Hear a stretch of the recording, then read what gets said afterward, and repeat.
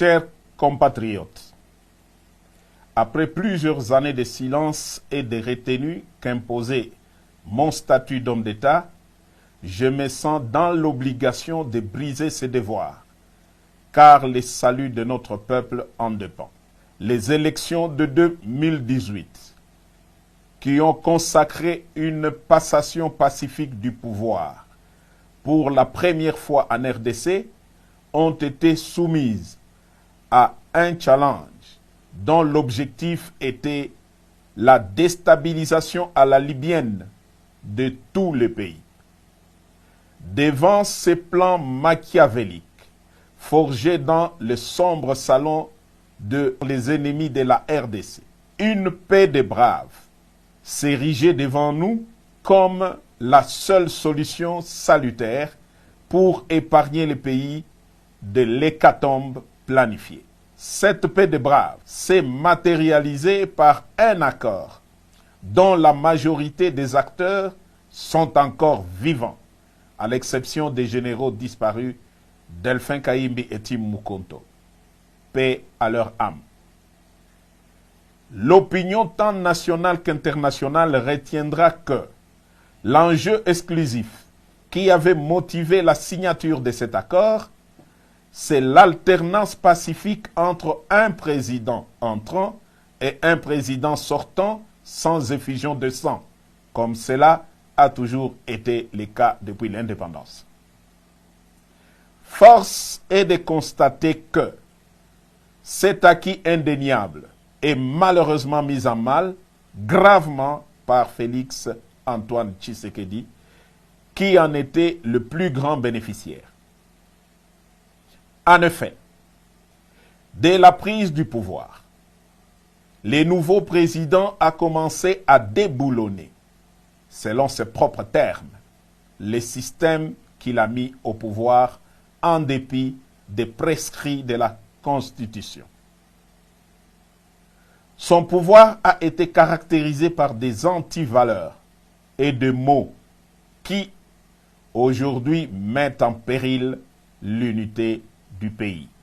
Je cite: la corruption institutionnalisée, les tribalismes à outrance, la prédation des richesses du pays en détruisant le cycle de la croissance économique dont tous les agrégats macroéconomiques étaient favorablement ouverts au début de son mandat. L'instrumentalisation et la tribalisation de la justice, les assassinats politiques, ainsi que le crime d'État dans le Katanga et dans l'Est de la République. La paralysation et la caporalisation du Parlement, symbole de la démocratie. L'affaiblissement de l'armée et du système de défense par les tribalismes et les traitements à la tête du client.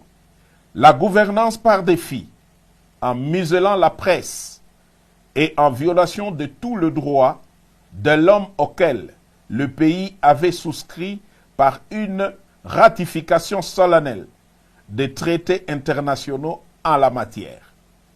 Pour preuve, l'arrogance des menaces publiques dans les discours au Kasaï et à l'étranger à l'encontre des opposants politiques, la mort de l'opposant Chérubin Okende est tout sauf un hasard. Le non-respect des accords nationaux, régionaux, et j'en passe. Au dernier sommet de l'ONU, Fachi a raté l'occasion de se taire à 3 mois de la fin de son mandat. Dès lors, les devoirs et le patriotisme m'interpellent et m'appellent. Devrions-nous nous taire et regarder périr un peuple dont tous les espoirs étaient permis lors de la première alternance pacifique du pouvoir? Tshisekedi a perdu toute légitimité en reniant l'accord qui lui a permis d'accéder au pouvoir.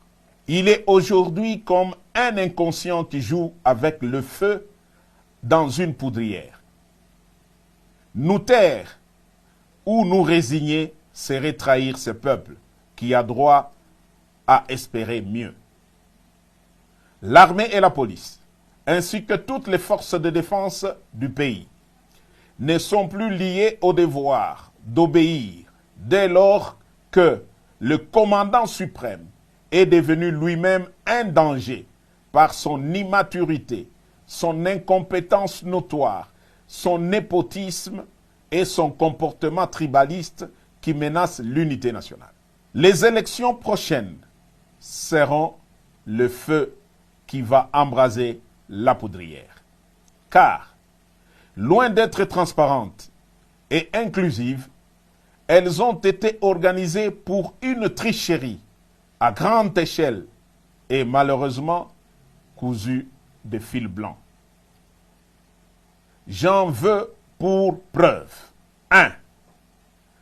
La répartition des sièges ne représente pas la vérité démographique de province et les faits en faveur de milieux sociaux favorables à Fachi.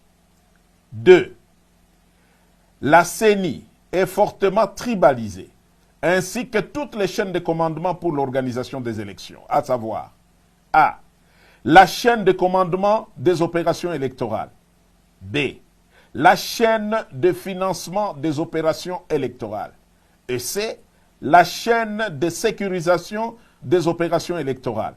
Sur plus de 450 tribus en RDC, le contrôle de toutes ces chaînes de commandement est assuré par une seule tribu, celle des Fachi. 3. Le fichier électoral est biaisé.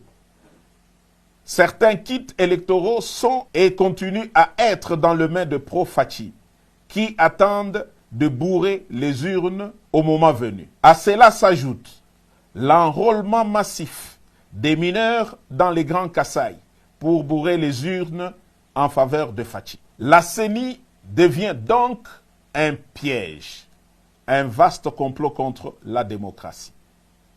Je répète, la CENI devient un piège et un vaste complot contre la démocratie. Il est donc impensable que des politiciens veuillent participer à de telles élections pour légitimer un pouvoir qui conduit le pays tout droit vers son implosion.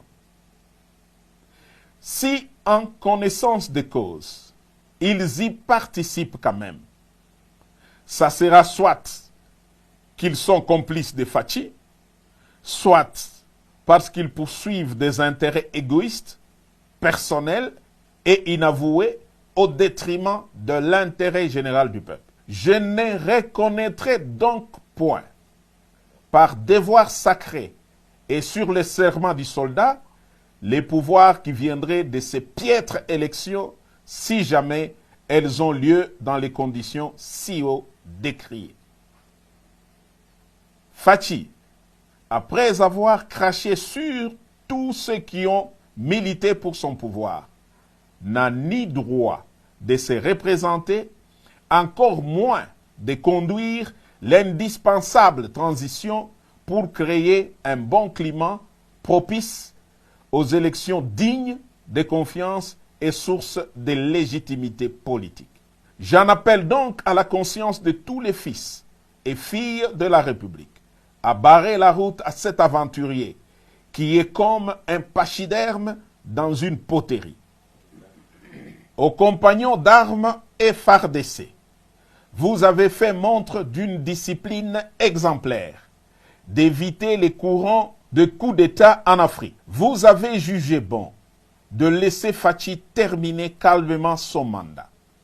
Mais alors, si d'ici le 20 décembre, rien ne change dans l'organisation d'une élection inclusive et crédible comme cité si haut, nous serons dans l'obligation d'appliquer et de faire appliquer l'article 64 de la Constitution. S'il a en lui un peu d'héritage de son père qui a consacré toute sa vie pour voir l'avènement de la démocratie dans RDC, Fachi doit se retirer pour l'intérêt supérieur de la nation. S'il continue à s'entêter, à écraser et museler l'opposition, qu'il sache que seul le fabricant du monstre est capable de les détruire. Autant nous lui avons donné le pouvoir, autant nous sommes capables de les lui reprendre, de gré ou de force, pour sauver la République. Tous les officiers supérieurs impliqués dans l'accord suivanté savent quel est le rôle que j'ai joué pour le faire accepter, même auprès des politiques qui géraient les institutions citoyennes de la République. Et Fachi en est pleinement conscient. Dieu sera juge entre lui et moi. Vive la République!